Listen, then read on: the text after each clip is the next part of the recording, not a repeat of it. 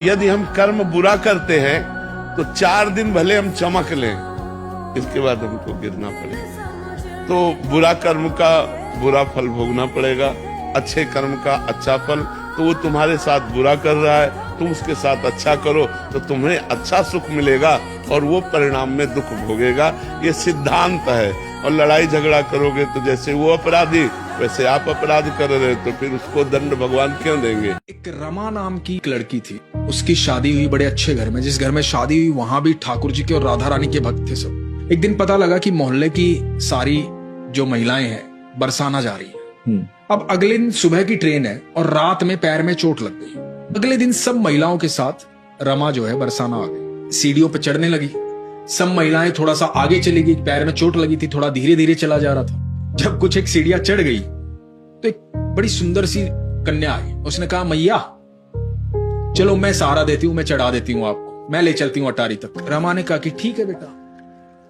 तो अब वो जो कन्या थी वो सहारा दे करके रमा को ऊपर चढ़ाने लगी। तो रमा ने पूछा, री तेरा नाम क्या है? तो बोली, मैया मुझे सब लाडो कहते हैं। बड़ा प्यारा नाम है भी तू, लाडो। कितनी सुंदर कितनी प्यारी है तू। ऊपर जाकर के उसने कहा, मैया एक बात तो बताओ, मैंने तुम्हें ऊपर तक चढ़ाया, तुम मेरे लिए लाई क्या हो? तो रमा के पास कुछ चूड़ियां थी, पाजेब थी। सोचा छोटी बच्ची है, पहनेगी, सुंदर लगेगी, उसको दे दी। बोले, मैया ये तो श्रृंगार का सामान है, ये तो अधूरा है। रमा ने कहा कि बेटा कल फिर आऊंगी, अब मैं सारा आज दे दूंगी तो कल मुझे कौन चढ़ाएगा ऊपर? कल सुबह मिलना तू मुझे। अब रमा उसके लिए चुनरी लेके आई, लहंगा लेके आई। अब रोज रमा कुछ न कुछ उसके लिए लेके आती। 6 दिन तक ये सिलसिला चलता रहा। 6ठे दिन जब रमा पहुंची तो उस कन्या के साथ एक बड़ा सांवला सा, सुंदर सा, मोटी मोटी आंखों वाला एक बच्चा भी था।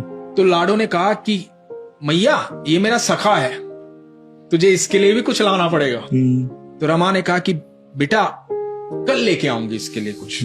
7वें दिन जब पहुंची रमा उसके सखा के लिए पीतांबरी लेकर गई, मोर पंख लेकर गई, मुकुट लेकर गई, बांसुरी लेकर गई, कान्हा जी के रूप का सारा सामान लेकर गई कि ये इस पे सुंदर लगेगा। तो फिर रमा ने पूछा कि बेटा एक बात तो बता, मैंने तुझे इतना श्रृंगार का सामान दिया, चुनरी दी, लहंगा दिया, ये सब कुछ दिया, पर तू पहनती तो है नहीं। तो बोली, अरे मैया कल राधा अष्टमी है ना, कल पहनूंगी। तो रमा ने कहा ठीक है बेटा।